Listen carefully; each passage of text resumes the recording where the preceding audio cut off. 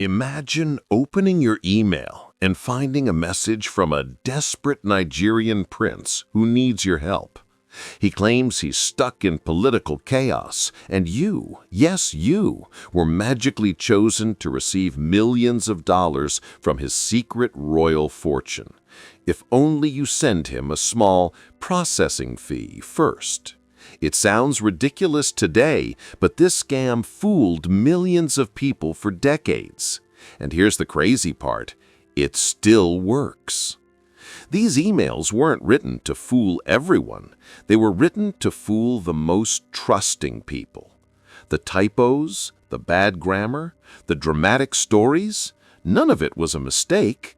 Scammers used them as a filter to attract victims who were more likely to believe the lie all the way to the finish line. Once someone replied, the scammers shifted into full theater mode. Fake government documents, forged passports, even staged phone calls pretending to be ambassadors or bankers. Victims were told they'd get a slice of a $20 million inheritance, but they first had to pay legal fees, taxes, or security clearances. And every time they paid, another unexpected problem appeared. Some victims lost thousands. Others lost their entire life savings, convinced they were one step away from unimaginable wealth. What makes this scam legendary is its evolution. It started with mailed letters in the 1970s, moved to fax machines, and exploded with the rise of email. It became so widespread that Nigerian prince became a meme, but behind the jokes were real victims, broken families, and massive global criminal networks. And the most unbelievable part? Even in 2025, these emails are still being sent, still being believed, and still stealing millions every year. Because the greatest scams don't just trick people with lies, they trick people with hope. This is the story of the biggest financial betrayal in modern history, a scam so massive that it shook Wall Street to its core and destroyed thousands of lives. And the man behind it all was someone everyone trusted. Bernie Madoff wasn't a nobody. He was a legend, founder of a respected investment firm, creator of a major stock trading system, chairman of the NASDAQ twice. He was the last person anyone expected to be running a lie. For decades, Madoff promised investors something irresistible: steady, guaranteed profits, no matter what the stock market was doing. While everyone else was losing money, Madoff's clients celebrated. Huge banks, billionaires, charities, celebrities, everyone wanted in. People begged for a chance to invest with him. Some were even rejected just to make the whole thing look more exclusive. But behind the scenes, there was no magic formula, no genius strategy, no secret trading room. There was only a Ponzi scheme, the oldest trick in the book. New investors' money was used to pay fake profits to old investors, and as long as people kept pouring money in, the illusion stayed alive. Madoff forged documents showing impossible gains. He mailed out fake statements with charts, graphs, and numbers that never existed. His office even had a secret floor dedicated entirely to fabricating financial records. The scale was unbelievable: $65 billion in fake profits, one of the worst financial crimes in history. So how did it collapse? It wasn't a detective. It wasn't the government. It was the 2008 financial crisis. When panicked investors tried to withdraw billions, Madoff didn't have the money because it had never been invested in the first place. The illusion shattered instantly. On December 11, 2008, Bernie Madoff confessed to his sons, who immediately turned him in to the FBI. The man once seen as Wall Street royalty was exposed as the architect of a giant house of cards. He was sentenced to 150 years in prison, and thousands of victims were left with nothing, retirement funds wiped out, charities destroyed, families ruined. The craziest part? For years, experts warned that Madoff's numbers were mathematically impossible. Nobody listened, because sometimes the world doesn't fall for a lie because it's clever. It falls for a lie because it's comfortable. Imagine paying thousands of dollars for a once-in-a-lifetime luxury music festival on a private Bahamian island, crystal blue water, gourmet food, beachfront villas, supermodels promoting it, a lineup of top artists. It was marketed as the Coachella of the elite, an exclusive paradise for the rich, famous, and Instagram-obsessed. But when the guests arrived, they were greeted with disaster. This is the story of how an entire festival, millions of dollars, thousands of attendees, and a global influencer campaign turned out to be one giant lie. The mastermind behind Fyre Festival was Billy McFarland, a young entrepreneur with more confidence than common sense. He teamed up with rapper Ja Rule to create the ultimate luxury experience. The marketing was flawless. Drones flying over beaches, models partying on yachts, slow-motion sunsets. They sold a dream so perfect it didn't even look real. And here's the truth, it wasn't. Behind the scenes, there were no villas, no infrastructure, no proper food, no artists, and barely any planning. They tried to build a world-class festival in a few weeks with basically no money and no expertise. Engineers warned it was impossible. Crew members quit. Local workers begged for payment. But the hype train was unstoppable. When people landed in the Bahamas, the paradise they expected turned out to be a disaster relief zone. Luxury villas, soggy FEMA tents, gourmet meals, a cold cheese sandwich in a styrofoam box. World-famous artists? All of them canceled. Organized logistics? People fighting over mattresses like it was a survival TV show. Social media exploded. Photos went viral instantly. Fyre Festival became the biggest meme on the internet overnight. But underneath the jokes was real damage. Millions of dollars stolen from investors. Local Bahamian workers left unpaid. Attendees stranded with no food or shelter. McFarland arrested and sentenced to 6 years in federal prison. Fyre Festival didn't just fail, it proved how powerful illusion can be, how a perfect video, a few influencers, and a massive lie can convince thousands of intelligent people to believe in something that never existed. In the end, Fyre Festival wasn't a music event. It was a multi-million-dollar mirage built on ego, hype, and the world's obsession with luxury fantasy. This is the story of a miracle machine that never existed, and the woman who convinced the world it would change medicine forever. Elizabeth Holmes wasn't just another Silicon Valley entrepreneur. She was portrayed as the next Steve Jobs, the genius who would revolutionize healthcare with a single drop of blood. Her company, Theranos, promised something impossible. A small black box called the Edison that could run hundreds of medical tests using just a tiny finger prick. No needles, no vials, no pain. Instant results. If it were real, it would have transformed global healthcare. There was only one problem. It didn't work. Not even close. Elizabeth Holmes wore the same black turtlenecks. She spoke in a deep, calm voice. She talked about saving lives, empowering patients, transforming science. Investors were dazzled. Billionaires fought for a chance to invest. Politicians praised her. Former secretaries of state joined her board. The media called her the youngest self-made female billionaire. Behind the curtain, the truth was pure chaos. The Edison machines were unreliable, inaccurate, and downright dangerous. tests that could determine cancer markers, infections, heart conditions. They were often wrong.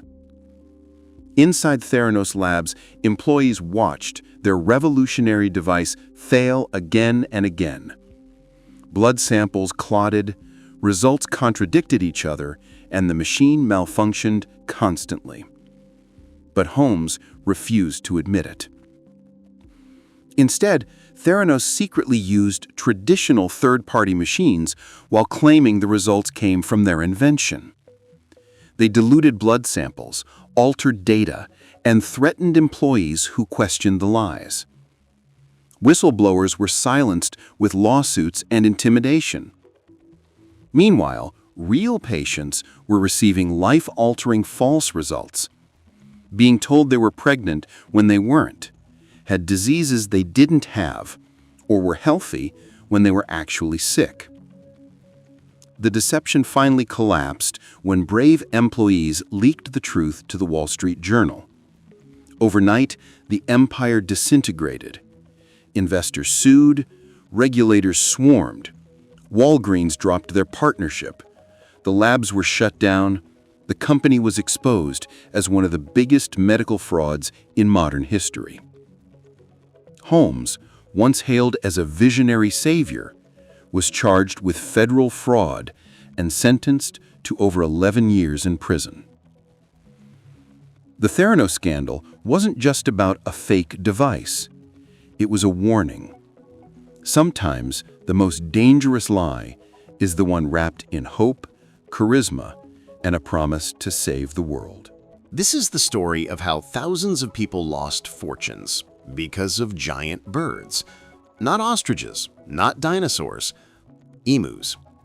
In the 1980s and 90s, Australia, and eventually the United States, witnessed one of the weirdest investment crazes ever created, the emu farming boom.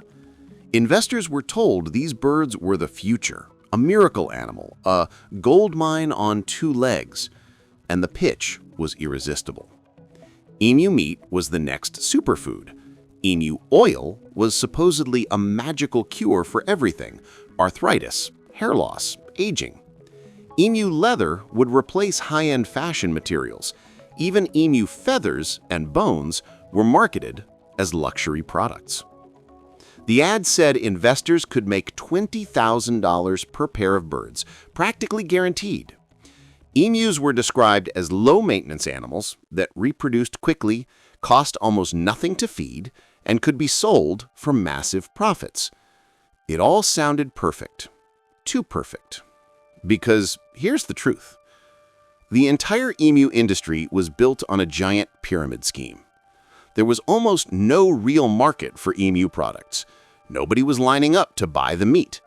The oil didn't do anything magical, and fashion companies weren't begging for emu leather. The only people buying emus were other investors who believed they could resell them for even more.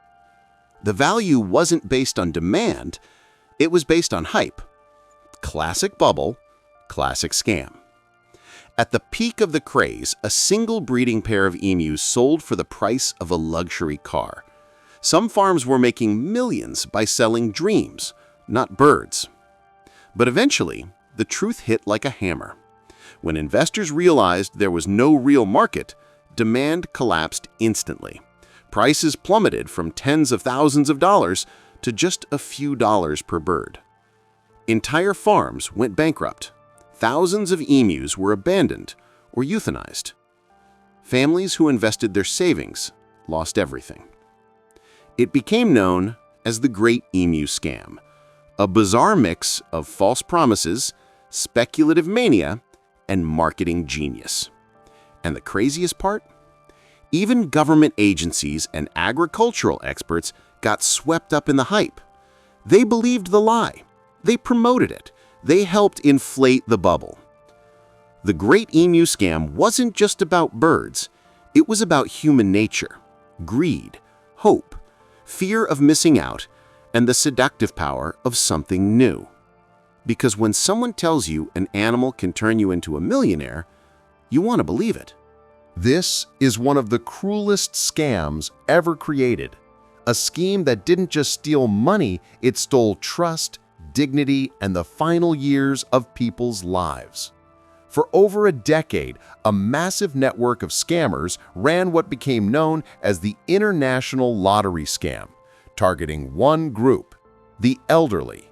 Victims across the United States, some in their 70s, 80s, even 90s, received phone calls and letters with the same electrifying message: "You've won the lottery. You're now a millionaire. But before we release your prize, you need to pay taxes and processing fees." And this wasn't some sloppy scam. It was highly coordinated, professional, and manipulative. Scammers used official-looking documents, fake check stubs, government seals, even scripted call centers. Many victims believed they were talking to real agents from the IRS, the FTC, or international lottery offices. Some were told they were selected for a secret senior lottery program, a made-up system designed to sound exclusive and trustworthy. But once a victim paid the first fee, the scammers tightened the net.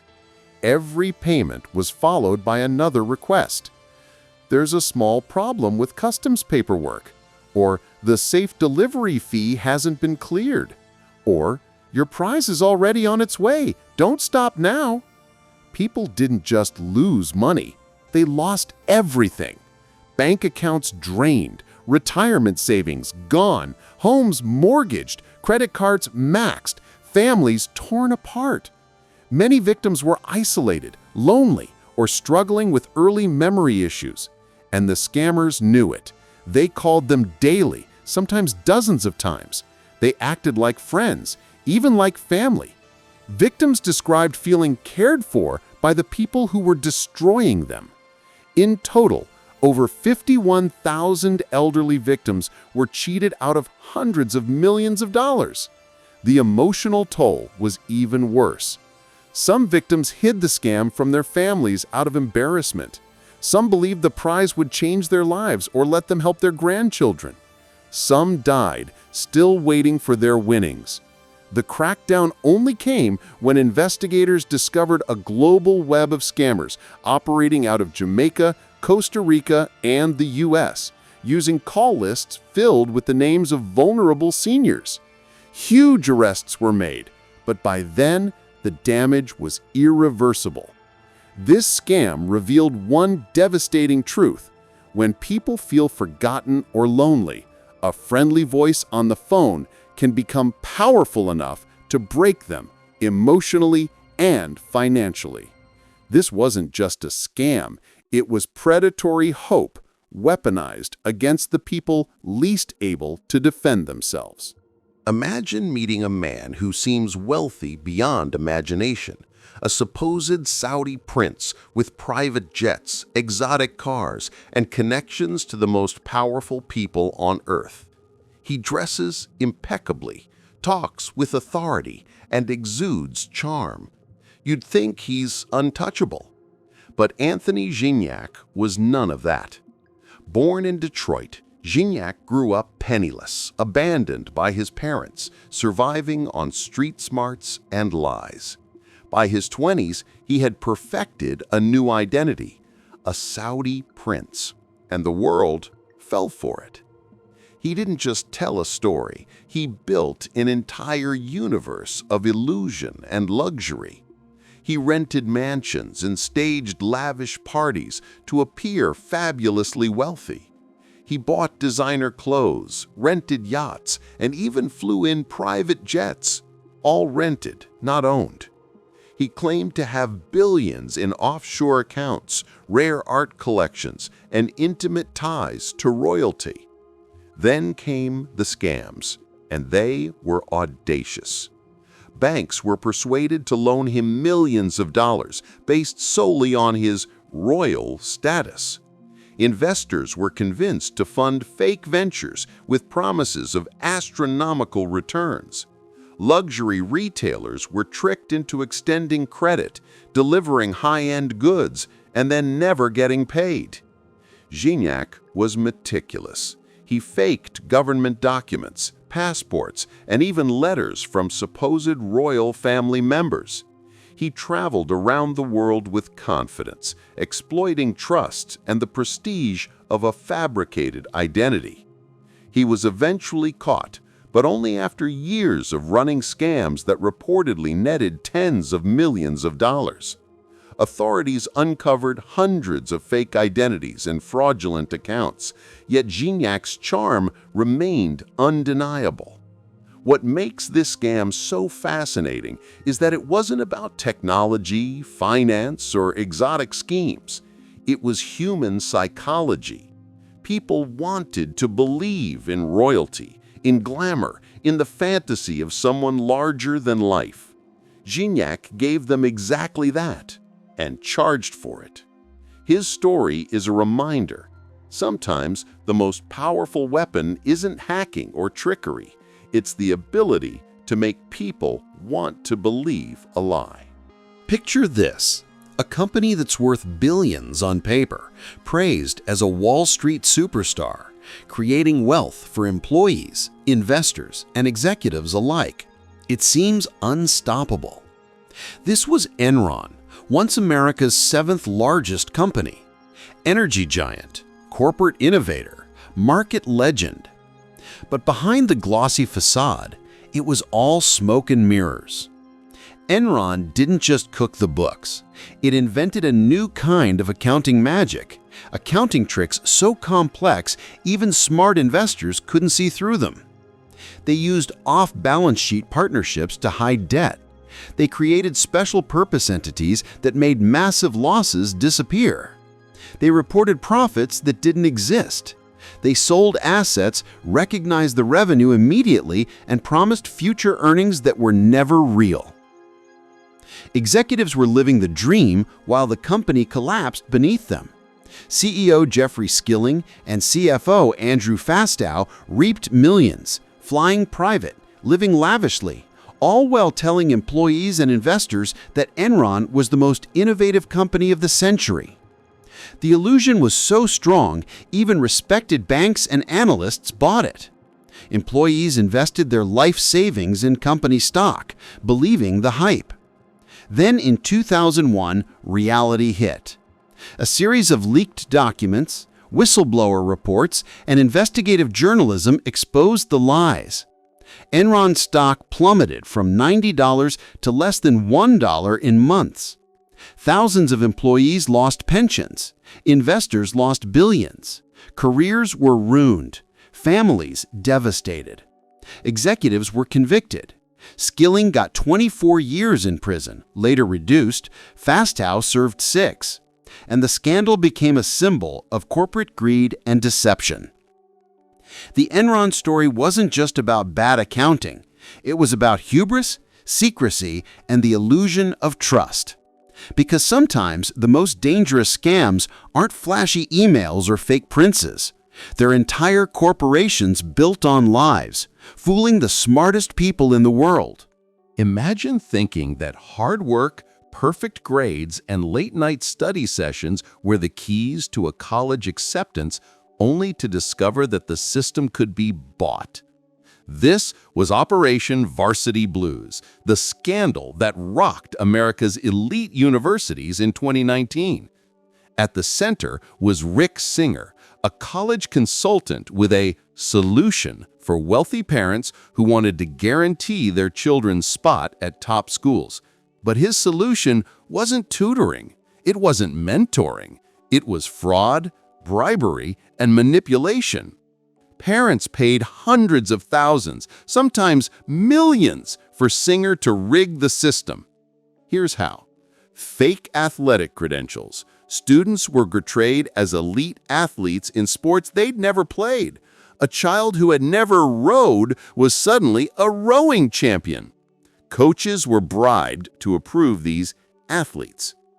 Standardized test fraud.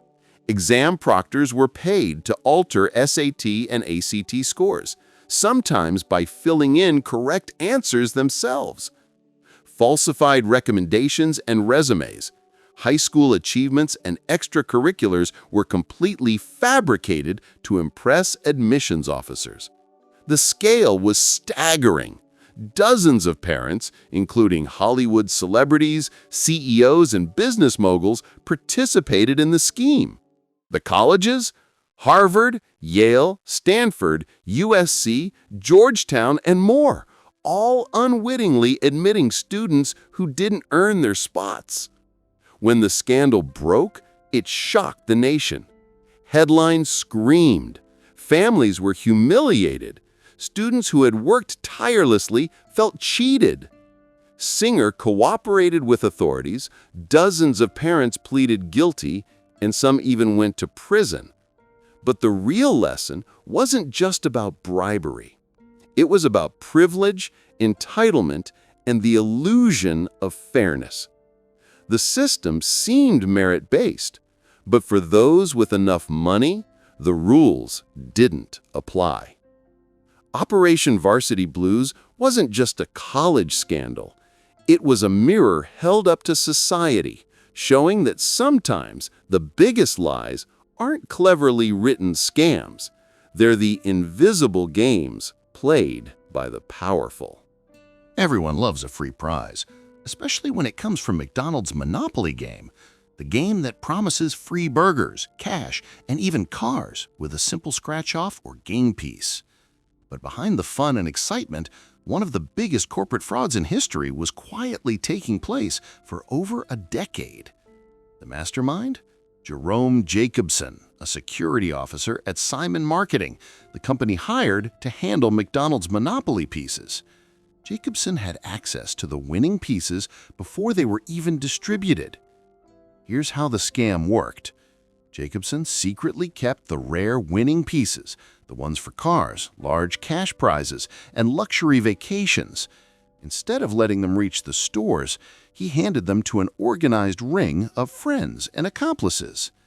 The accomplices claimed the prizes and sold them to unsuspecting participants, while McDonald's and customers remained clueless.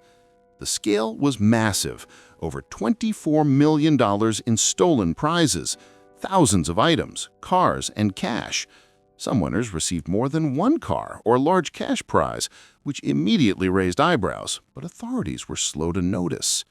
The scam lasted from the late 1980s to the early 2000s, making it one of the longest-running corporate frauds in history.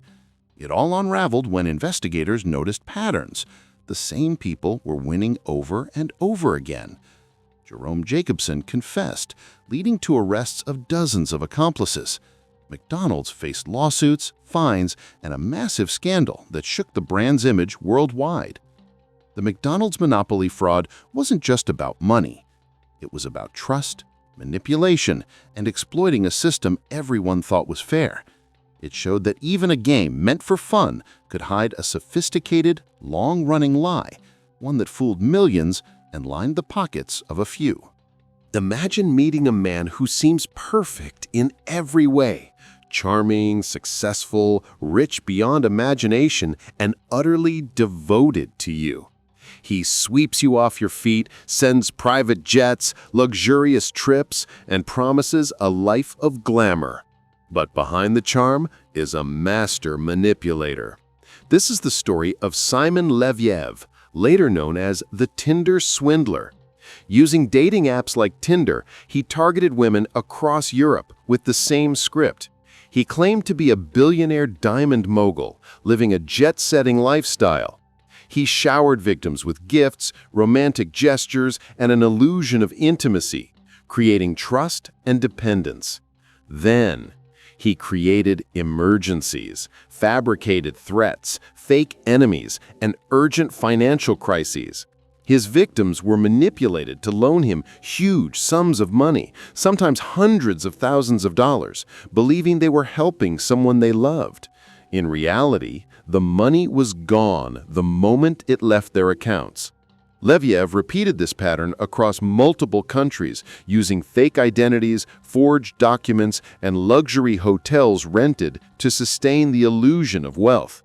Victims were left in financial ruin, embarrassed, and traumatized.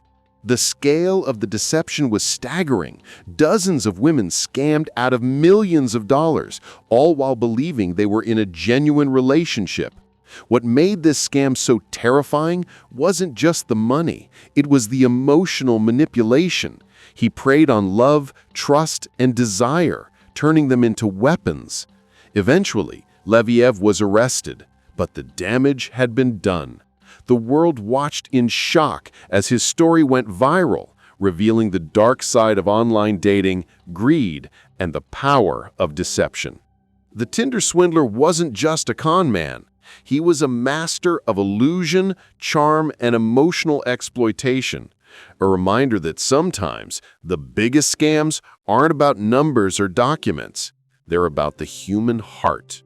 Imagine a company that promises to redefine the way we work. A startup so hyped that investors throw billions at it, calling it the future of real estate. Its founder? Charismatic, visionary, a genius. This was WeWork, the co-working giant that captured the imagination of Wall Street and Silicon Valley alike. At first glance, it looked perfect. Sleek, modern office spaces, flexible leases for startups and freelancers, a vibrant community of creators, entrepreneurs, and innovators. But behind the glossy marketing and inspirational slogans was a financial illusion of epic proportions. WeWork was burning money at an astonishing rate, expanding into city after city, signing leases it couldn't afford. The company's valuation soared. At one point, investors claimed it was worth $47 billion, yet it was losing billions every year. The heart of the scam? Narrative over numbers. Investors bought the dream, not the reality. Profitability was pushed aside in favor of growth, image, and hype. Founder Adam Neumann presented himself as a visionary, talking about changing the world, not running an office rental business. Meanwhile, insiders were raking in massive profits. Neumann leased buildings to WeWork he personally owned. Executives got millions in stock options while the company posted massive losses. The bubble finally burst in 2019. Investors realized WeWork's financials were unsustainable, IPO plans collapsed, and Neumann was forced out. The company lost billions, jobs vanished, and credibility evaporated overnight. The WeWork saga wasn't just a corporate failure, it was a lesson in perception versus reality, showing how charisma, hype, and storytelling can convince the world to pour money into something that doesn't exist the way it seems. WeWork's dream of a new way to work became a cautionary tale. Sometimes the biggest scams aren't illegal, they're just illusions, magnified by desire and belief. Imagine a man who walks into a room full of wine collectors and instantly commands respect. He pours rare vintages, talks passionately about vineyards, and owns a cellar that seems priceless. Everyone wants to be his friend. Everyone wants to buy from him. This was Rudy Kurniawan, the man who turned the world of fine wine into his playground and his cash machine. Kurniawan wasn't just a collector, he was a master forger. He created fake bottles of some of the rarest and most expensive wines in the world, including vintages from Domaine de la Romani Conti, often considered the holy grail of wine. Here's how he pulled it off. He would buy empty bottles of rare wines and refill them with cheap, young wine. Using clever labeling, counterfeit corks, and old wax seals, he made them look authentic. Then he sold these bottles at auctions for hundreds of thousands of dollars each, often to billionaires and wine connoisseurs. Kurniawan's charm and knowledge made it nearly impossible for buyers to suspect anything. He held lavish tastings, donated to charities, and mingled with elites, creating an aura of credibility. The scam unraveled when auction houses and collectors began noticing inconsistencies in provenance and labels. Scientific tests confirmed the fakes, and investigators traced the operation back to Kurniawan. The scale was staggering. He had defrauded collectors out of tens of millions of dollars, destroyed reputations, and shaken the rare wine market to its core. In 2014, Rudy Kurniawan was sentenced to 10 years in prison, leaving behind a trail of disbelief, betrayal, and shattered trust. The wine fraud wasn't just about money. It was about illusion, status, and human desire. People wanted to believe in exclusivity, in rarity, in prestige, and Kurniawan gave it to them, wrapped in a perfect lie. Because in the world of luxury, sometimes a perfect bottle is worth more than the truth. Imagine being promised a cryptocurrency that will make you rich beyond imagination, a digital gold that no one else has yet, with a team of experts guiding you to untold wealth. That was OneCoin, pitched as the next Bitcoin, except it was a lie from the very beginning. Founded by Ruja Ignatova, known as the Crypto Queen, OneCoin claimed it was a revolutionary blockchain-based currency. Victims from all over the world were lured in with promises of huge returns on their investments, courses teaching them how to mine and trade OneCoin, an exclusive opportunity to get in early before the price skyrocketed. The reality? OneCoin wasn't a cryptocurrency. It had no blockchain, no trading platform, nothing backing its value. It was a classic Ponzi scheme. Money from new investors was used to pay returns to earlier investors, all while Ruja and her associates lined their pockets. The scam's reach was staggering. Billions of dollars stolen from investors across Europe, Asia, and the Americas. Families lost life savings. Entire communities were deceived. Some victims invested their retirement funds, convinced they were becoming early adopters of the next Bitcoin. Ruja Ignatova vanished in 2017, disappearing without a trace. Her brother and other associates were eventually arrested, but Ruja remains one of the most elusive fraudsters in history. What made OneCoin terrifying wasn't just the money lost. It was the illusion of innovation, convincing people they were part of the future of finance, while it was really a carefully constructed lie.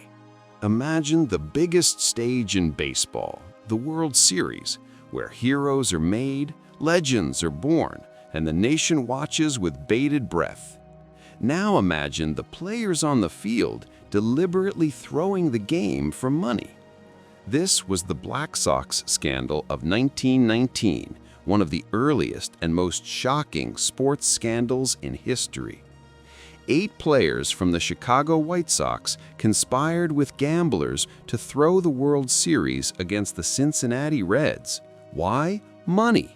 They felt underpaid and exploited by their owners. And when gamblers offered bribes, temptation was too strong.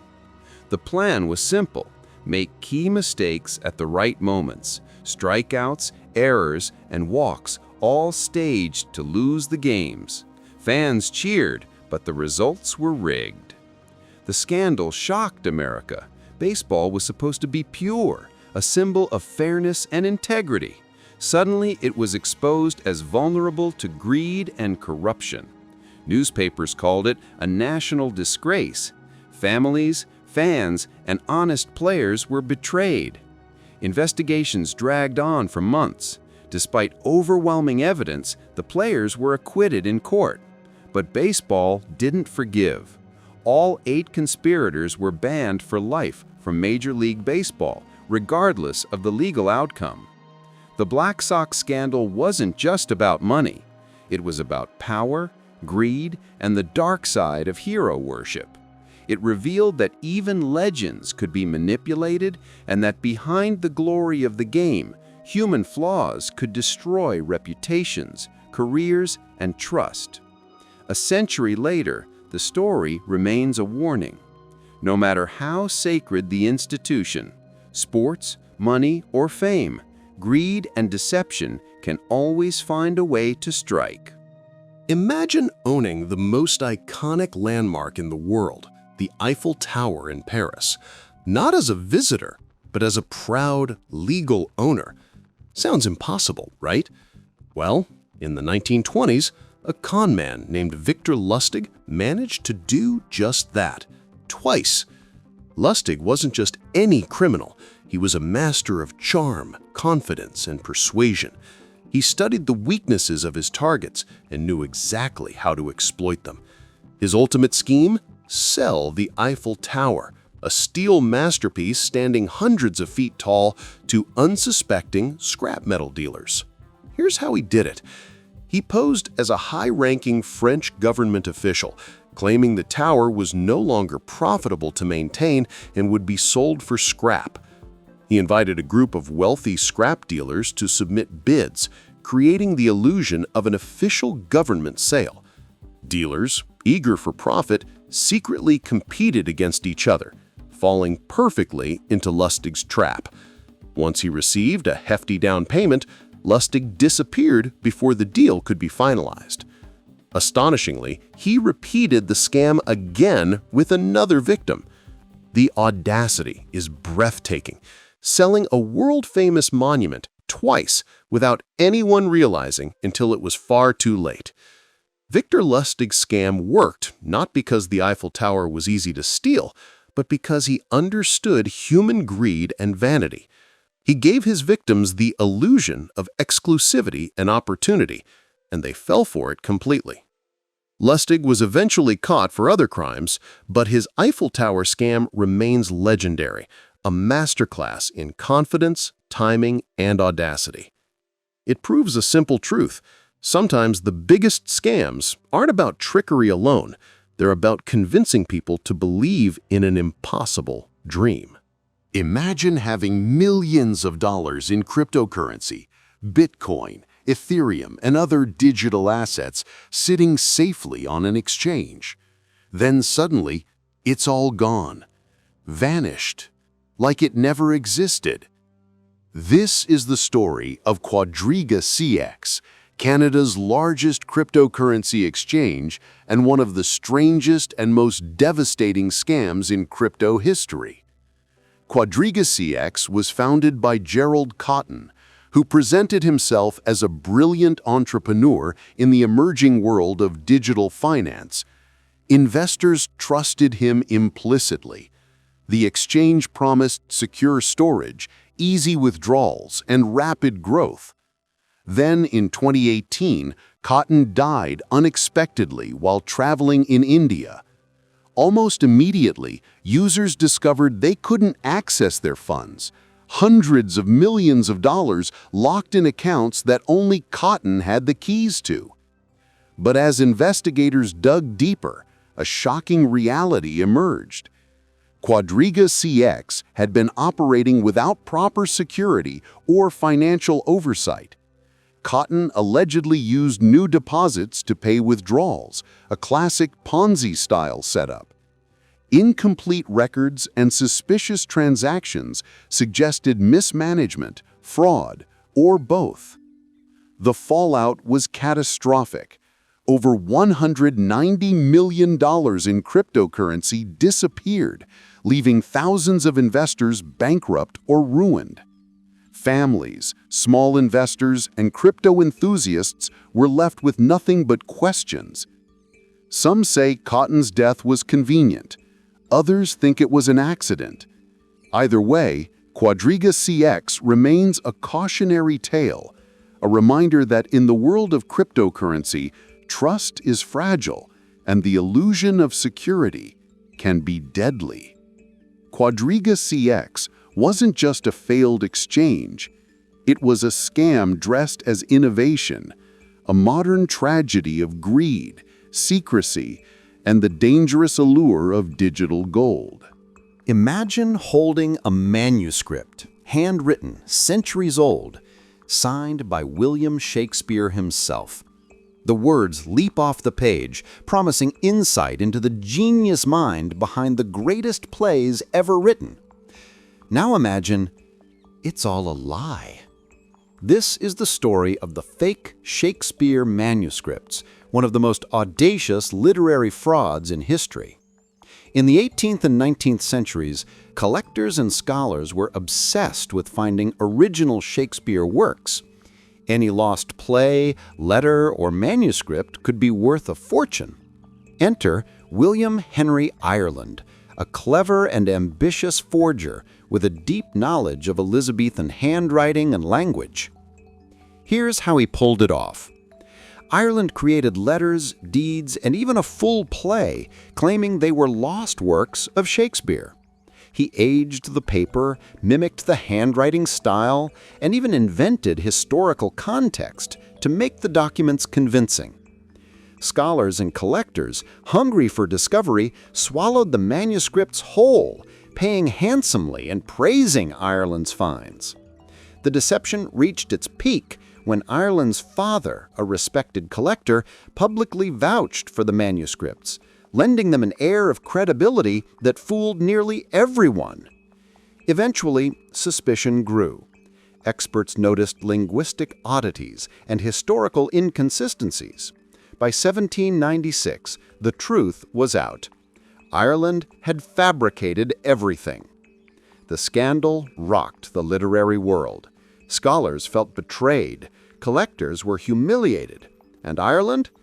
He confessed, but his name would forever be tied to one history's most famous literary hoaxes. The fake Shakespeare manuscripts weren't just about money. They were about desire and obsession, the lengths people will go to believe they are touching history. It's a timeless lesson. Even the greatest minds can be fooled by the perfect delusion. Imagine a scandal so explosive it shook the French monarchy and helped ignite a revolution, all over a diamond necklace. This is the story of the Marie Antoinette diamond necklace hoax, one of history's most infamous deceptions. In 1785, a group of con artists concocted a brilliant scheme to defraud the crown jewelers of Paris. They created an elaborate plan. A noblewoman and her accomplices posed as emissaries of Queen Marie Antoinette, claiming the queen wanted a luxurious diamond necklace but wished to purchase it secretly. A cardinal and courtiers were duped into participating, thinking they were serving the queen. Payments were made, but the necklace never reached Marie Antoinette. It was stolen by the conspirators. The scandal exploded in the public eye. Rumors spread that Marie Antoinette herself had orchestrated the theft, reinforcing the image of her as lavish, greedy, and disconnected from the French people. The truth? The queen had no involvement whatsoever. She was an innocent bystander in a carefully engineered con. Yet the damage was done. Her reputation was tarnished. Enemies seized on the story, and the French public's distrust of the monarchy deepened. This hoax contributed to the climate of anger that eventually led to the French Revolution. The Marie Antoinette diamond necklace hoax wasn't just a clever crime. It was a lesson in manipulation, reputation, and the power of perception.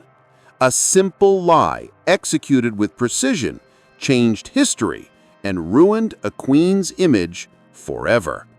Because sometimes the most dangerous scams aren't about money, they're about control, influence, and belief. Imagine owning an entire real estate empire in New York City without ever paying for a single building. Sounds impossible, right? Welcome to the story of the Ghost Real Estate Empire, a scam that fooled banks, tenants, and investors alike. In the 1980s and 1990s, a group of clever con men, and in some cases lone masterminds, discovered a shocking vulnerability in the real estate market, fraudulently claiming ownership of properties that weren't theirs. Here's how it worked. They would forge deeds and documents, making it appear as if they legally owned prominent Manhattan or Brooklyn buildings. They presented these forged papers to banks, using them as collateral to take out huge loans.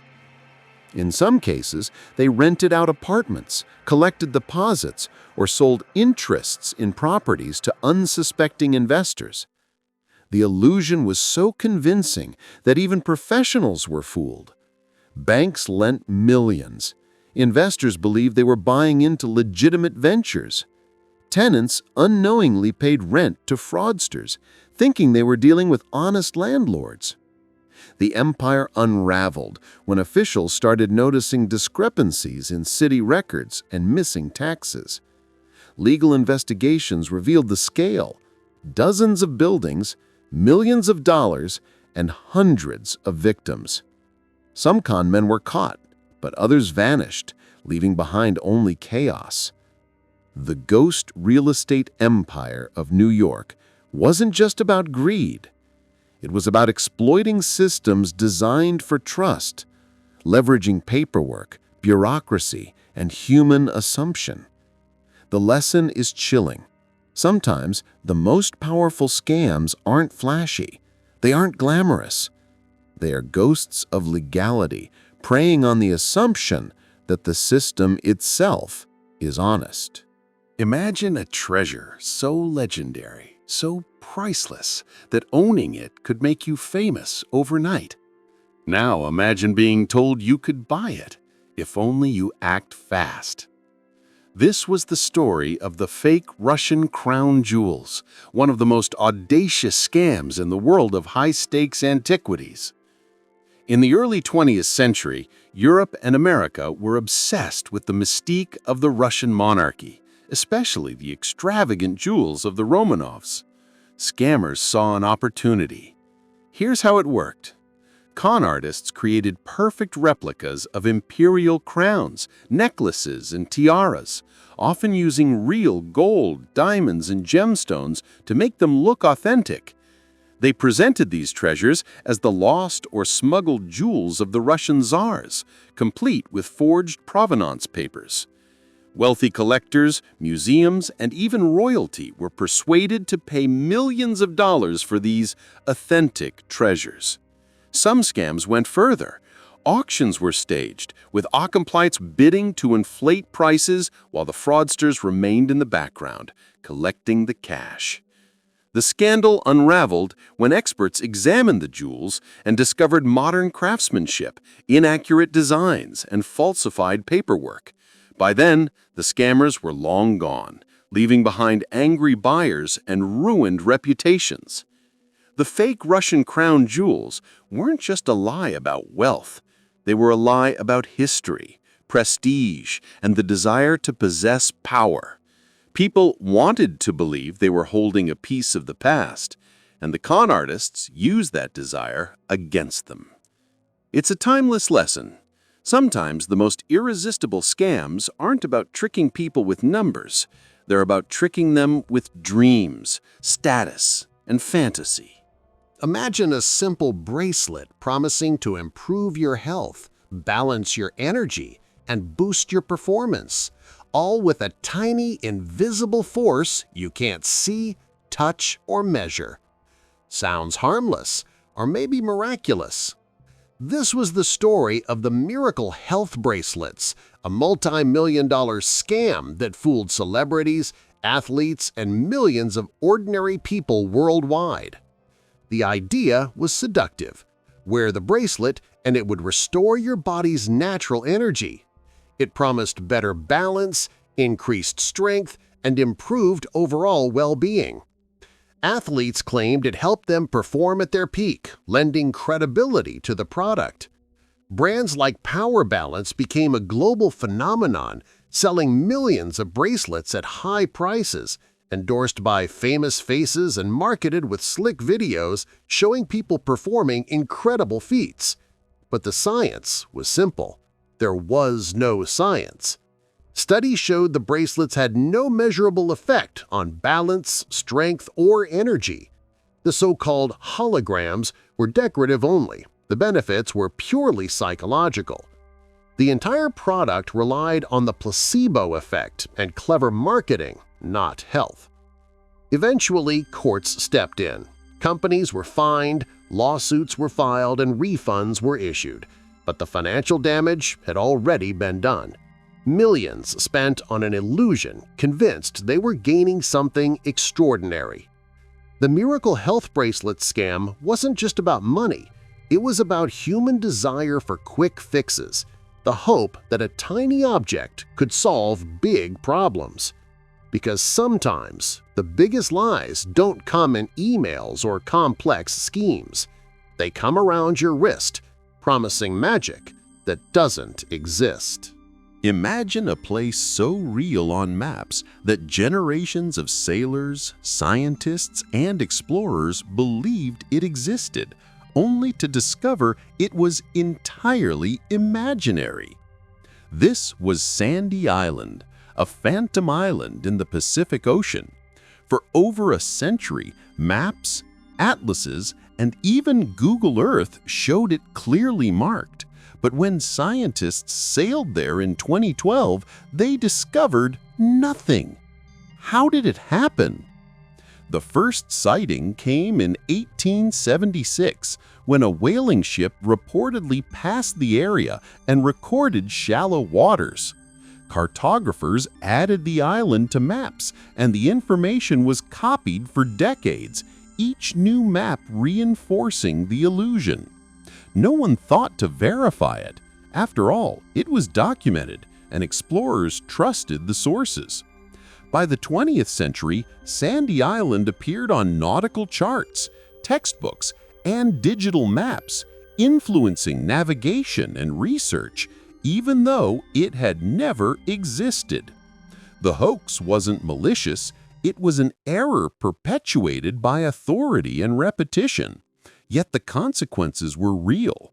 Ships planned routes, scientists conducted studies, and students learned geography based on something that wasn't there. The Sandy Island story is a reminder of how errors can become truths if repeated enough, and how humans are inclined to trust authority without verification. Sometimes the biggest scams aren't intentional frauds.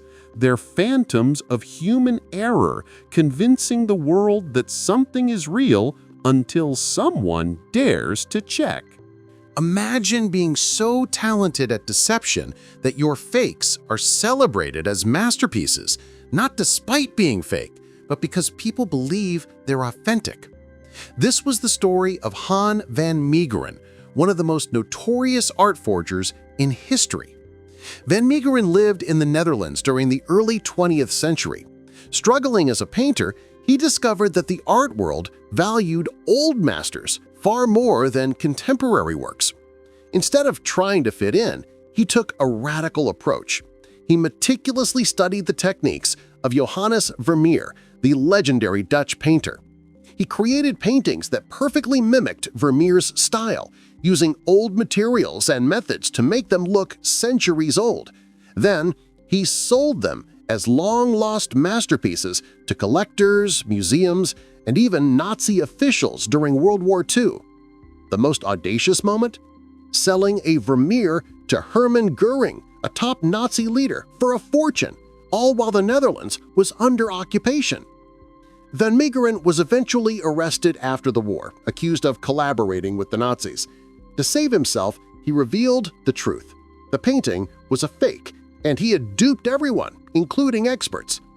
His forgeries were so convincing that they fooled generations of art historians, and even today, his work is studied as a masterclass in deception. The story of Han van Meegeren isn't just about art. It's about human desire for status, beauty, and validation, and how those desires can blind even the most educated minds. Sometimes the most famous fakes aren't just copies, they're mirrors reflecting our own obsession with prestige and authenticity. Imagine discovering a gold mine so rich it could make investors overnight billionaires, a mine that promises to reshape the global gold market. The excitement is electric. And then, it's all a lie. This was the story of Bre-X Minerals, the company behind one of the most infamous mining frauds in history. In the 1990s, Bre-X claimed to have discovered a massive gold deposit in Busang, Indonesia. Investors were ecstatic. Stock prices soared. Analysts hailed it as a once-in-a-lifetime find. Bre-X became a symbol of the new gold rush. But the gold was fake. The chief geologist, Michael de Guzman, had salted the samples, sprinkling gold into rock samples to make it appear that the mine was extraordinarily rich. Investors and experts, trusting the data, poured billions of dollars into the project. De Guzman even faked reports, maps, and geological surveys to maintain the illusion. The fraud unraveled in 1997 when de Guzman died under mysterious circumstances, allegedly falling from a helicopter. Independent testing of the mine revealed virtually no gold, and the stock collapsed overnight. Investors lost billions. Careers were destroyed. Bre-X became a cautionary tale in corporate deception. The Bre-X scandal wasn't just about money. It was about human greed, trust, and the allure of easy wealth.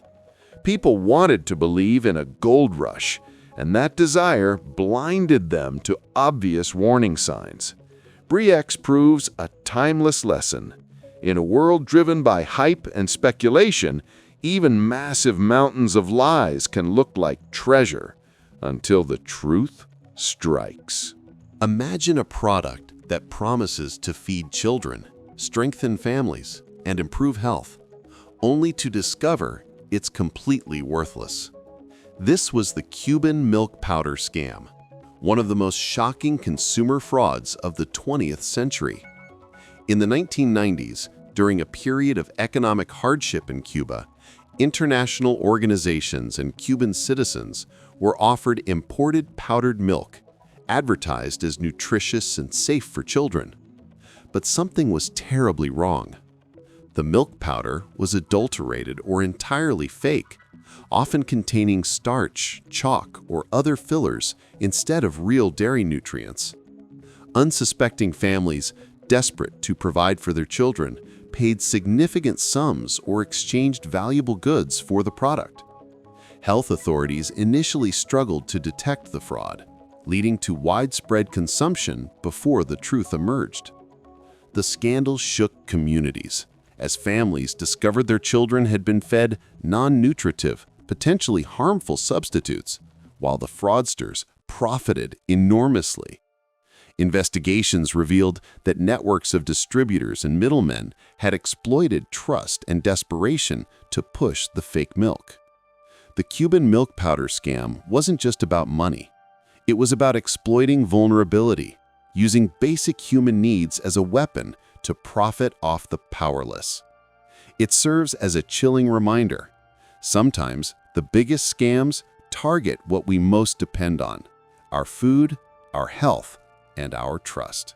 Imagine a world in chaos, a nation recovering from war, and billions of dollars pouring in to rebuild cities, roads, and infrastructure. Now imagine someone profiting from Reconstruction without ever delivering a single project. This was the story of the $350 million fake Iraq Reconstruction contracts, one of the most audacious post-war scams in history. After the 2003 Iraq invasion, the U.S. and international agencies awarded contracts to private companies to rebuild the country. But some contractors saw an opportunity for extreme fraud. They submitted fake invoices, exaggerated costs, and bogus project reports claiming that they had rebuilt roads, schools, and water systems that never existed. Money was transferred to private accounts, shell companies, and offshore entities, while the actual reconstruction barely progressed. Oversight was weak, documentation was falsified, and officials were slow to detect discrepancies. The scale was staggering, hundreds of millions of dollars stolen from taxpayers, leaving Iraqi citizens in devastated regions while fraudsters lived in luxury abroad. Investigations eventually exposed the scheme. Contractors were prosecuted, assets seized, and congressional hearings held, but the damage was already done. The fake Iraq Reconstruction contracts weren't just about greed. They were about exploiting chaos, bureaucracy, and trust in the aftermath of war. It's a stark reminder. Sometimes the most destructive scams aren't glamorous or flashy. They're hidden in paperwork, in contracts, in the shadows of systems designed to help people until someone decides to turn them into a gold mine. Imagine a business that promises extraordinary returns, wealth beyond imagination, and a life free from financial worries, all for a small investment today. It sounds like a dream, until it's a nightmare. This was the story of the Great Panamanian Pyramid Scheme, one of the largest and most devastating financial scams in Central America. In the 1980s, promoters launched a company offering investment opportunities that seemed too good to be true, and that's exactly what they were. Investors were promised astronomical monthly returns on small contributions, often 20 to 30% or more. Early investors were paid using the money from new participants, a classic Ponzi scheme. The scheme spread quickly, fueled by word of mouth, local media hype, and social proof. Thousands of Panamanians invested their life savings, believing in the promise of easy wealth. Families sold homes, borrowed money, and risked everything for the illusion of financial freedom. Eventually, the pyramid collapsed. The organizers disappeared with millions of dollars, leaving thousands bankrupt and devastated. Banks, local authorities, and regulators were left scrambling to recover what they could. Most of it was gone forever. The Great Panamanian Pyramid Scheme wasn't just about money. It was about trust, desperation, and greed. People wanted to believe that financial miracles were possible, and fraudsters exploited that hope with precision. It's a timeless lesson. When something seems too good to be true, it often is. And sometimes the biggest scams don't just take money, they take lives, dreams, and futures.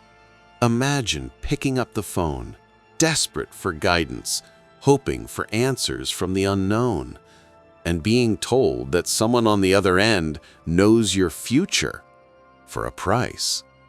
This was the story of the Psychic Hotline $1 million scam, a massive fraud that preyed on hope, fear, and vulnerability. In the 1990s and early 2000s, psychic hotlines became a cultural phenomenon. Millions of people called, seeking advice about love, money, or life's biggest decisions. But behind the mystique lurked a highly profitable scam. Psychics charged exorbitant fees, sometimes $5 a minute or more, with calls lasting tens of minutes. Many readings were scripted, using general statements, cold reading techniques, or information gathered in advance. Some operators even tricked callers into repeatedly calling back, promising new insights or urgent revelations that never materialized. The scale was staggering. Hundreds of millions of dollars poured in from desperate callers, lining the pockets of operators while providing no real guidance or value. Investigations revealed that hotlines often exploited vulnerable people, particularly the elderly or emotionally fragile, making promises they could never fulfill. Some companies faced lawsuits, fines, and criminal charges, but the money had already vanished. The psychic hotline scam wasn't just about money. It was about manipulating belief, trust, and fear. People wanted to believe in magic, in fate, in answers beyond themselves, and fraudsters turned that desire into a multi-million-dollar machine. It's a haunting reminder. Sometimes the biggest scams don't require technology, luxury, or deception alone, just faith, hope, and the human need to believe. Imagine discovering what appears to be the personal diaries of Adolf Hitler, filled with secrets, thoughts, and a glimpse into history. The world would be electrified, right? That's exactly what happened in 1983. German magazine Stern announced the discovery of the Hitler diaries, believed to be long-lost personal journals. The story made global headlines.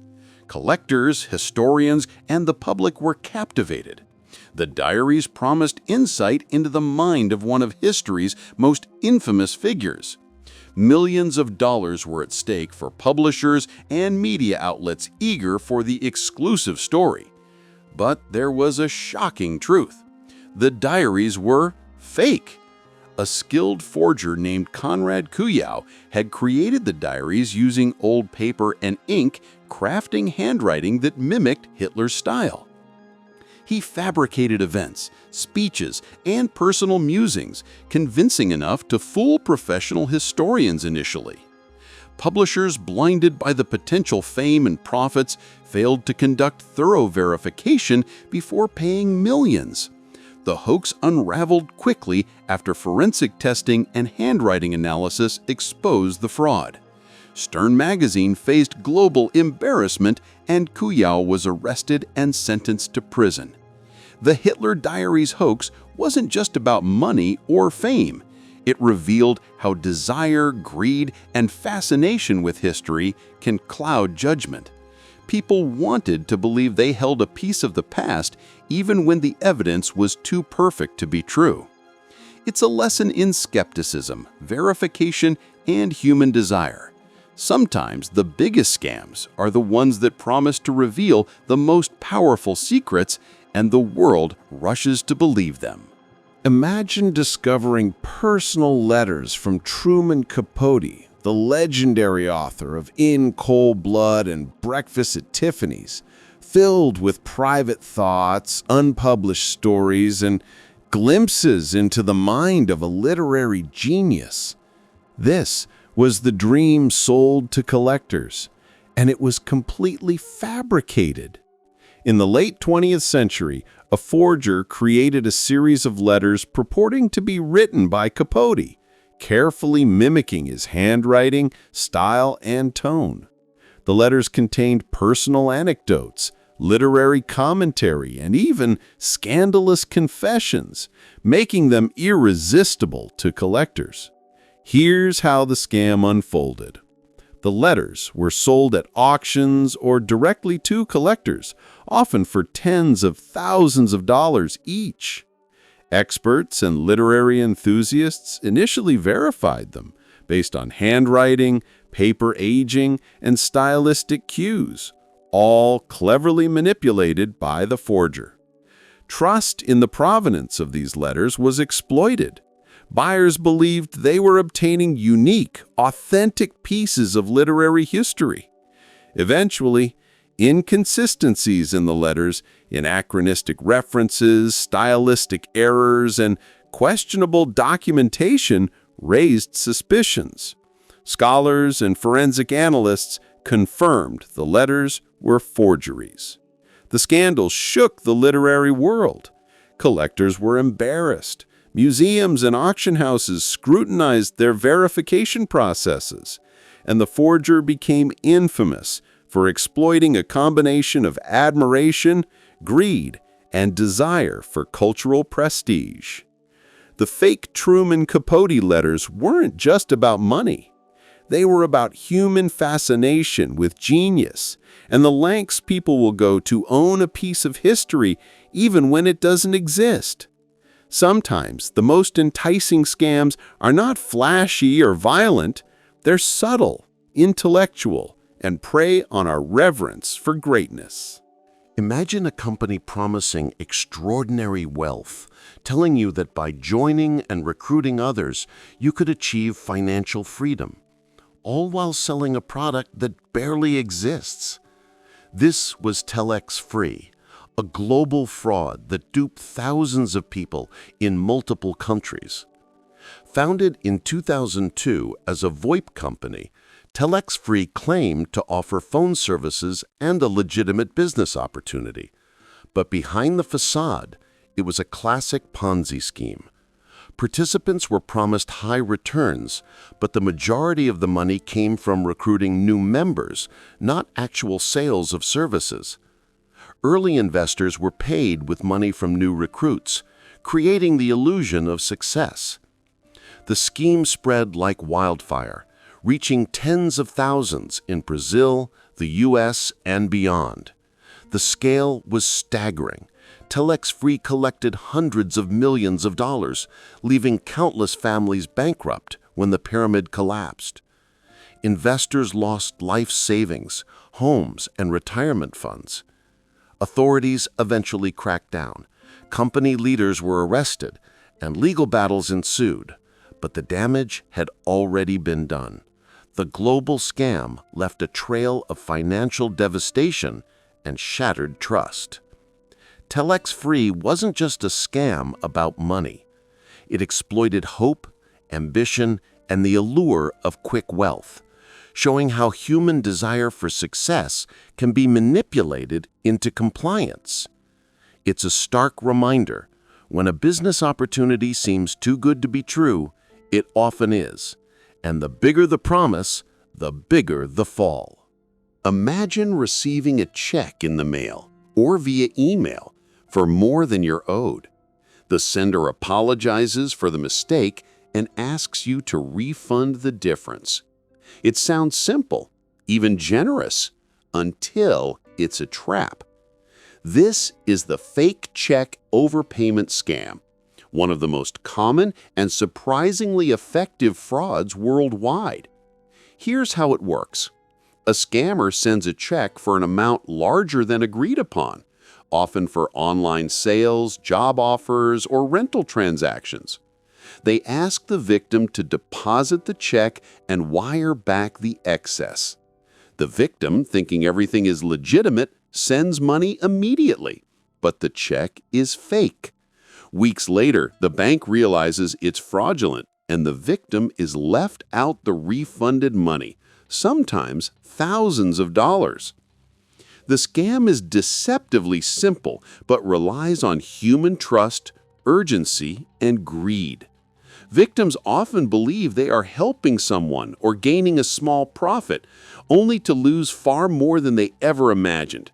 It has been used in countless variations: online marketplaces, job scams, romance scams, anywhere money changes hands and people are likely to act quickly without verifying the source.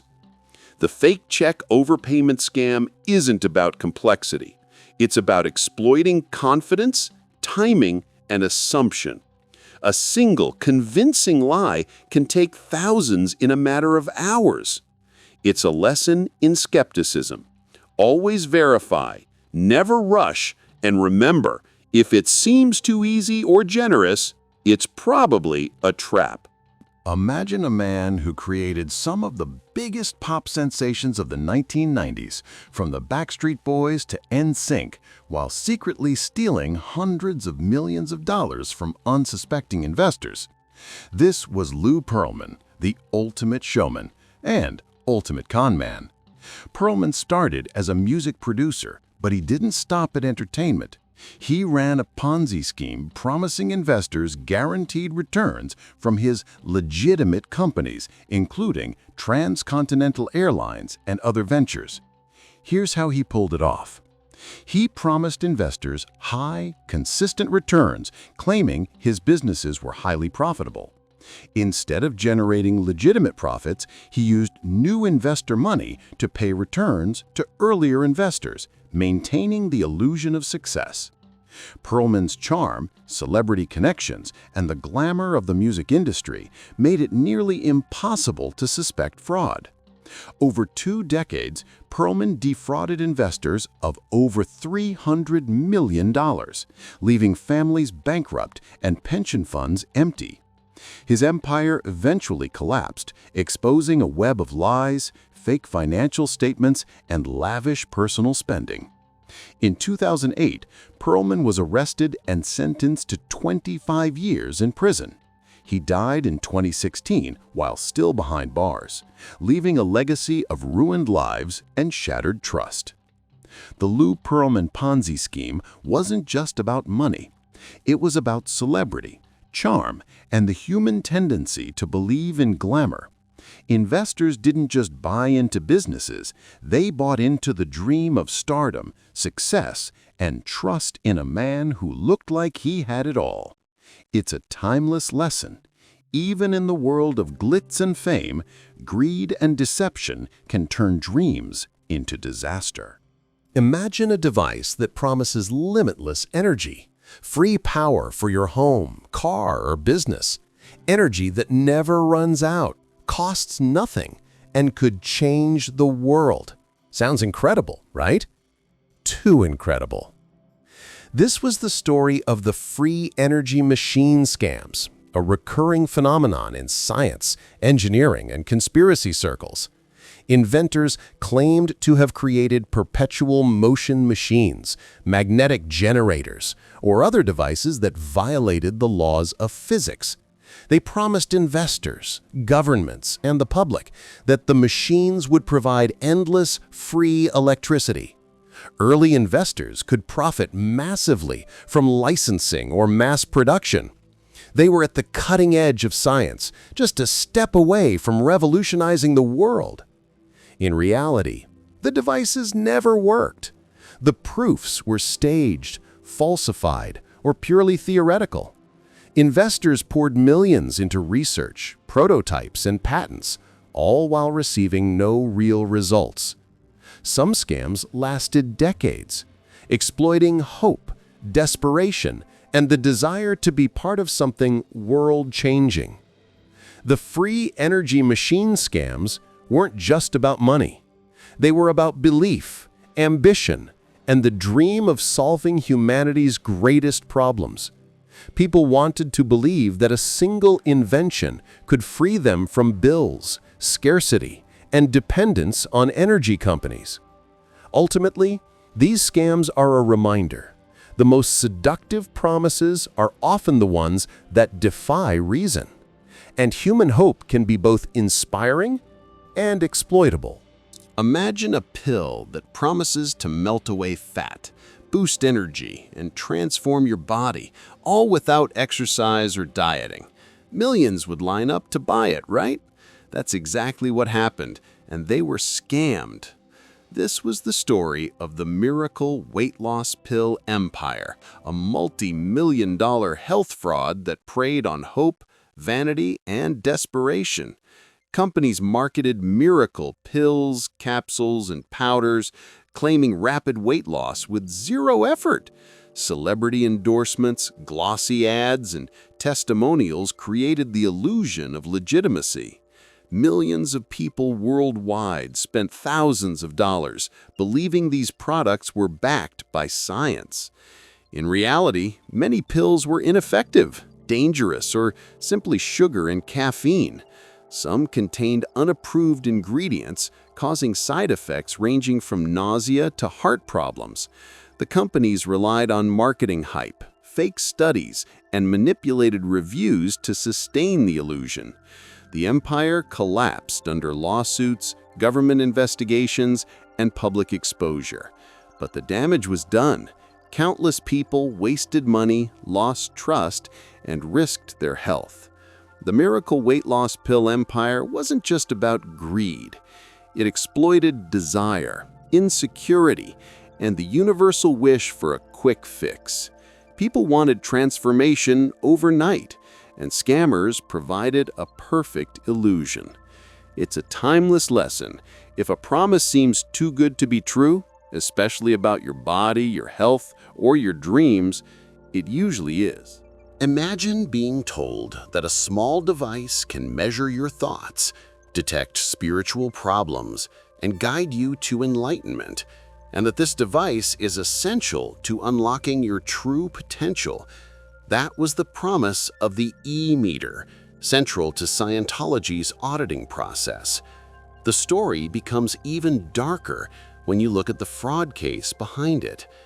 The e-meter is a simple electrical device that measures skin resistance, a function well known in science.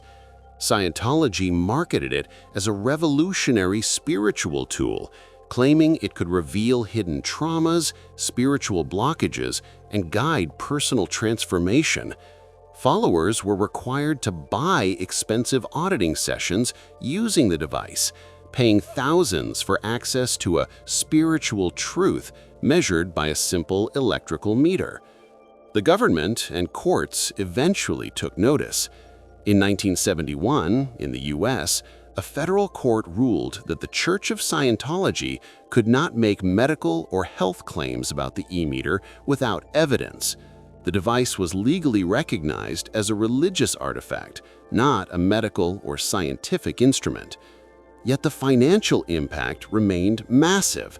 Millions of dollars flowed from members to the church, largely based on belief in the device's mystical powers rather than any verifiable science. The e-meter case wasn't just a scam about money. It was about exploiting faith, authority, and the human desire for certainty and self-improvement. People wanted guidance and answers, and the e-meter provided a measurable, if entirely illusory, way to claim progress.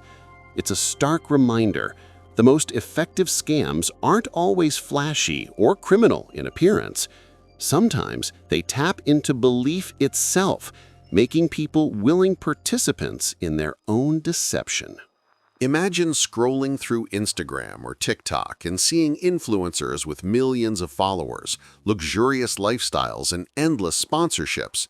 You admire them, trust their recommendations, maybe even buy products they endorse. But what if it's all fake?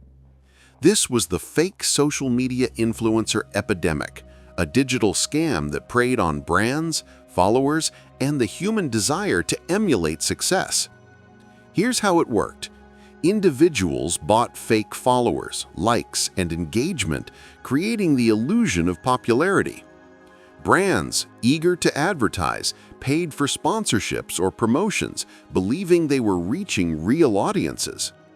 Many influencers fabricated their entire lifestyle, rented luxury cars, staged exotic trips, and posted curated images to appear authentic. The financial impact was huge. Companies wasted millions of dollars on campaigns that reached bots, fake accounts, or tiny audiences. Meanwhile, followers were deceived, trusting recommendations that had no real credibility. Investigations revealed shocking statistics. Studies found that up to 15 to 30% of social media accounts could be fake. And some influencers were running multi-million-dollar empires built entirely on illusions. The fake social media influencer epidemic isn't just about money. It's about perception, trust, and the human obsession with validation. People want to believe in success, beauty, and aspiration, and scammers exploit that desire ruthlessly. It's a cautionary tale. In a world of curated reality, not everything you see online is real, and sometimes the biggest scams hide behind the most convincing filters. Imagine acquiring a 2,500-year-old Greek statue, a masterpiece of ancient art, only to discover it's a modern forgery. That was the scandal surrounding the Getty Museum chorus. In the 1980s, the Getty Museum purchased a striking chorus statue, a male youth in the style of classical Greece, paying millions for what was believed to be authentic. Scholars and collectors were astounded. It seemed like a once-in-a-lifetime acquisition. But suspicions arose almost immediately. Experts noted inconsistencies in the marble, stylistic anomalies, and unusual tool marks. Scientific testing revealed that the statue had been artificially aged, with modern techniques used to mimic centuries of weathering. The provenance was murky, and dealers' claims about its origins were inconsistent, classic warning signs in art forgery. Despite the doubts, the Getty Museum defended its acquisition for decades, sparking heated debates in the art world about authentication, due diligence, and the reliability of expertise. The Getty Chorus forgery became a legendary case study. It demonstrated how even top museums can be deceived by skillful forgers. It highlighted the enormous financial and reputational stakes in the art market. It reminded collectors and scholars that desire for prestige and beauty can cloud judgment, leaving experts vulnerable to deception. The Getty Chorus forgery wasn't just a scam about money. It was a testament to human ambition, obsession, and the lengths people will go to own history itself, even if that history turns out to be a carefully constructed lie. Imagine a glamorous socialite walking into the most exclusive parties, luxury hotels, and high-end clubs, claiming to be a billionaire heiress, and convincing everyone from bankers to celebrities that she's the real deal. This was Anna Delvey, born Anna Sorokin, who turned New York's elite society into her personal playground and her victims into unwitting financiers of her lavish lifestyle. Here's how she did it. She posed as a German heiress, presenting fake documents, bank statements, and references to support her wealthy persona. Hotels, restaurants, and luxury service providers offered her credit and accommodations, believing she would pay. She pitched an exclusive arts club, promising investors huge returns, collecting deposits and loans for projects that never existed. Her audacity knew no bounds. She flew private jets, stayed in luxury suites, and mingled with influencers, all while scheming to avoid payment. Eventually, the law caught up with her. In 2019, Delvey was convicted of grand larceny and theft of services and sentenced to prison, though her story continues to fascinate the public and media. The Anna Delvey scam wasn't just about money. It was about charm, audacity, and the power of perception.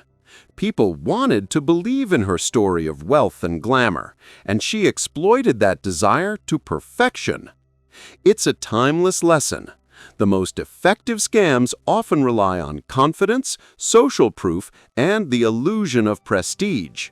If someone looks the part and tells a compelling story, even the most educated and cautious can be fooled. Imagine buying a machine that promises to mine Bitcoin automatically, generating thousands of dollars in profit each month, only to realize it's a complete fraud. This was the story of the fake Bitcoin mining machines scam, a digital-era con that targeted investors chasing the cryptocurrency boom. Here's how it worked. Fraudsters sold hardware advertised as high-efficiency mining rigs, capable of generating enormous returns. Many buyers, enticed by hype and soaring Bitcoin prices, invested tens of thousands of dollars without verifying the technology. In reality, the machines were non-functional or severely underpowered, producing little to no cryptocurrency. Some were completely fake, just empty boxes or worthless electronics. The scammers often amplified the deception with fake websites, testimonials, and user reviews, affiliate programs promising extra profits for bringing in new victims, pressure tactics claiming supplies were limited or that Bitcoin prices would soar further. Victims lost millions worldwide, while the perpetrators vanished with the cash. Law enforcement and regulators struggled to keep pace with the fast-moving cryptocurrency landscape.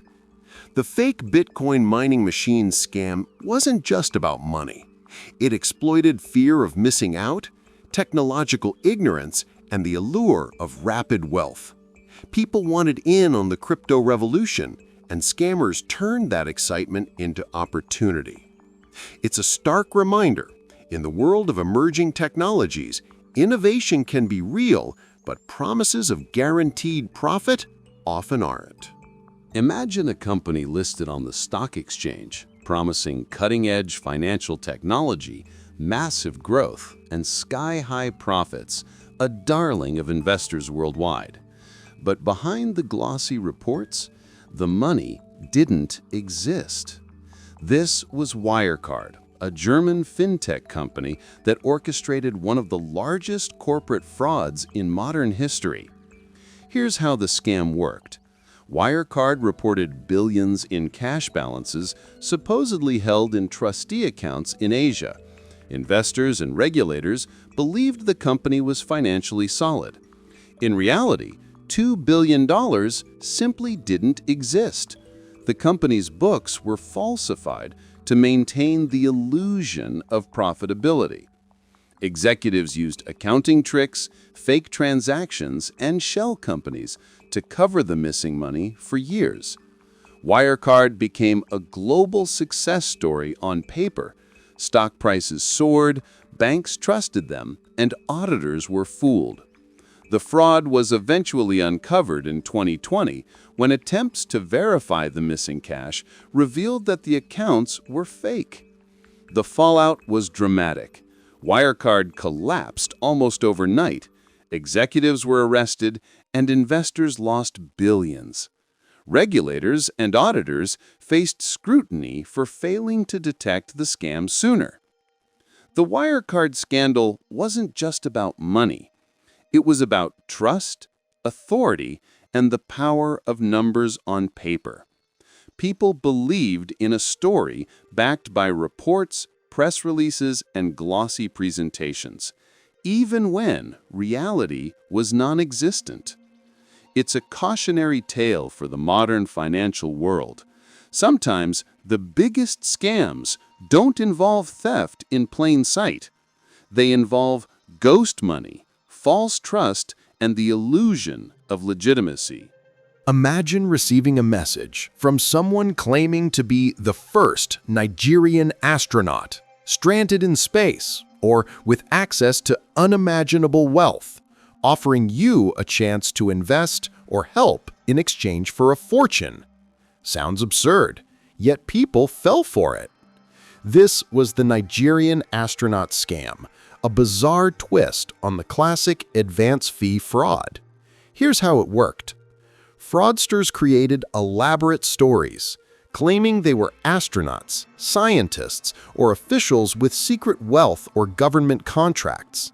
Victims were promised huge rewards, often millions of dollars, for providing banking details, upfront fees, or investments. The scam relied on trust, curiosity, and the allure of a once-in-a-lifetime opportunity, convincing even educated individuals to participate. Some scammers took it further, fabricating emails, documents, and even fake mission patches or photos, creating the illusion of authenticity. Victims wired money or shared sensitive information only to realize too late that it was all a lie. The Nigerian astronaut scam wasn't just about money. It was about human fascination with adventure, heroism, and extraordinary opportunity. Scammers exploited the imagination and hope of their targets, turning dreams into losses. It's a reminder that even the strangest promises, space travel, secret riches, or exclusive opportunities can hide a meticulously crafted deception. Imagine a market where trillions of dollars in gold trades are decided twice a day, and the people in charge are secretly manipulating prices for profit. This was the London gold fixing scandal. For over a century, the London gold fixing set benchmark prices for gold used globally by banks, investors, and governments. But investigations revealed shocking misconduct. Traders from major banks were colluding in secret chat rooms to manipulate gold prices. They coordinated buying and selling to inflate or deflate prices, maximizing their profits at the expense of clients and investors worldwide. The manipulation went unnoticed for years because the market trusted the process as transparent and authoritative. The scandal came to light in the 2010s, with regulators in the US and UK imposing massive fines on several global banks. Traders were banned and reforms were introduced to restore transparency. The London gold fixing scandal wasn't just about money. It was about trust, authority, and the hidden power of collusion. For decades, billions of dollars flowed under the assumption of fairness, while insiders profited from deception. It's a reminder that even in highly regulated markets, the illusion of integrity can hide enormous manipulation, and that greed can corrupt even the most trusted institutions. Imagine a family desperate to adopt a child, filled with hope and love, and then being exploited by a con artist who preys on that hope. This was the fake Russian adoption scam. In the 1990s and early 2000s, international adoption from Russia was highly sought after. Scammers saw an opportunity. Fraudsters posed as adoption agencies or intermediaries, offering families access to children in orphanages. They collected tens of thousands of dollars in fees, claiming it would cover legal paperwork, travel, and orphanage expenses. In reality, many of these children either did not exist, were already adopted, or the paperwork was entirely fake. Desperate families were left heartbroken and financially devastated. Some never received a child. Others discovered they had been dealing with networks of criminals exploiting emotion, trust, and bureaucracy.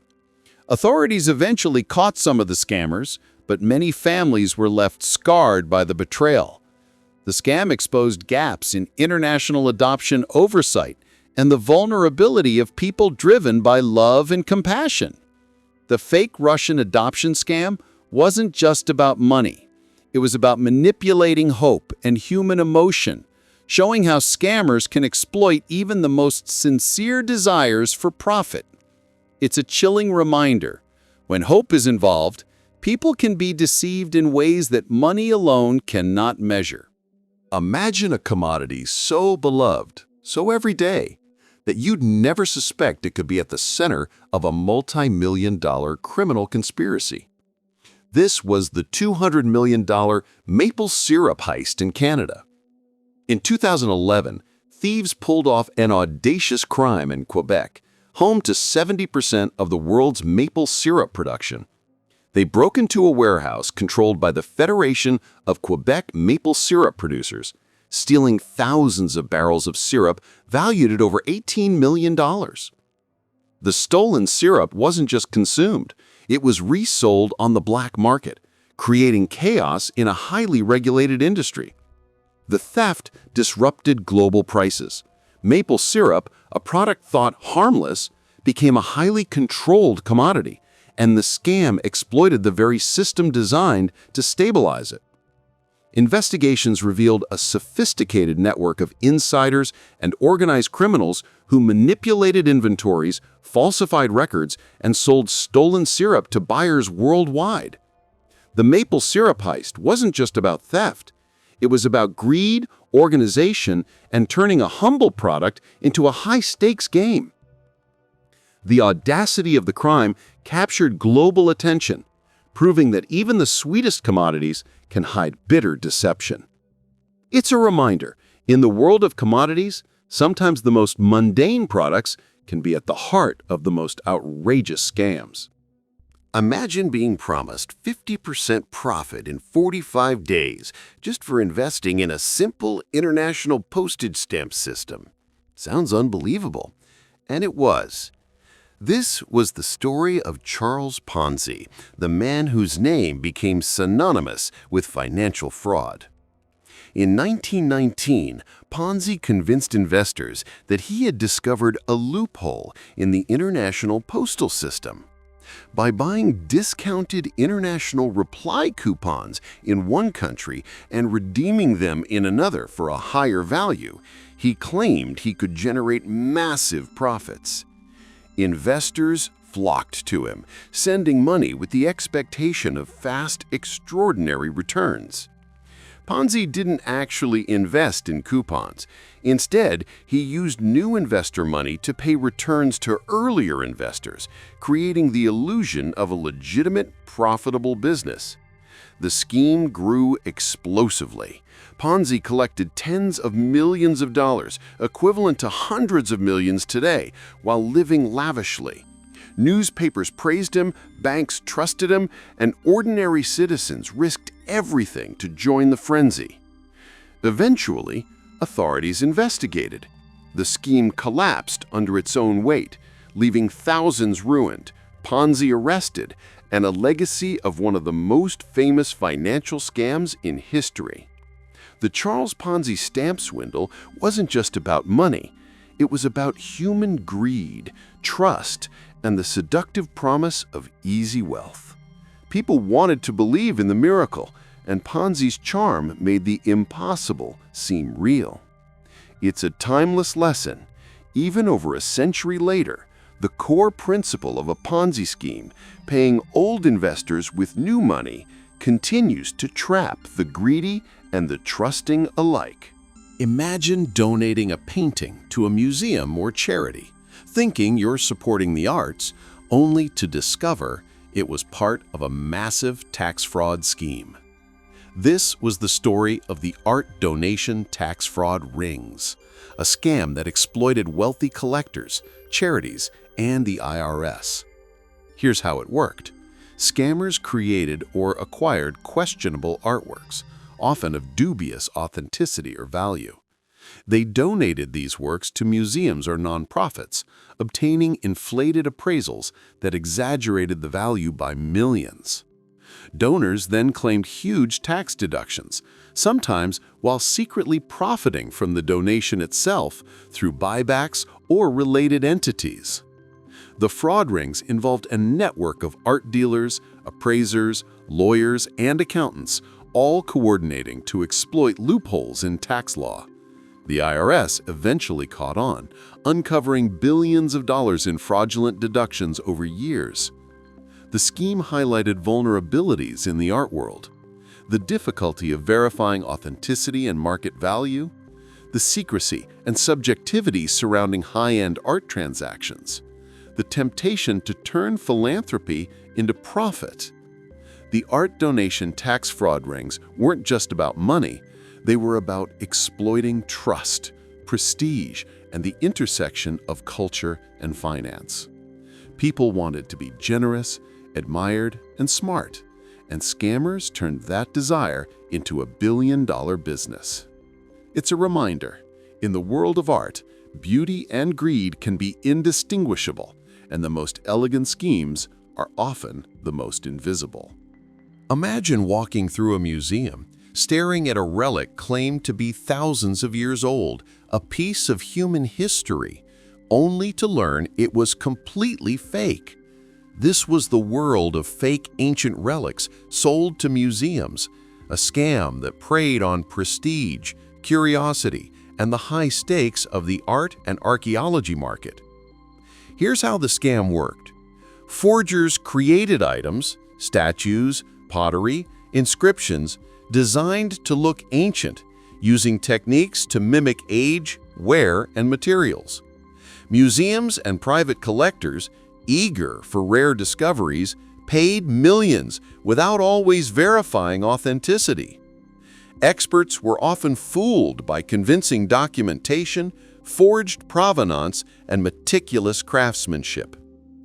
The impact was massive. Museums displayed fake artifacts for decades, teaching false history to the public. Collectors and institutions suffered financial losses and reputational damage. The scandal exposed the vulnerabilities in authentication, documentation, and the desire to own a piece of history. The fake ancient relic scam wasn't just about money.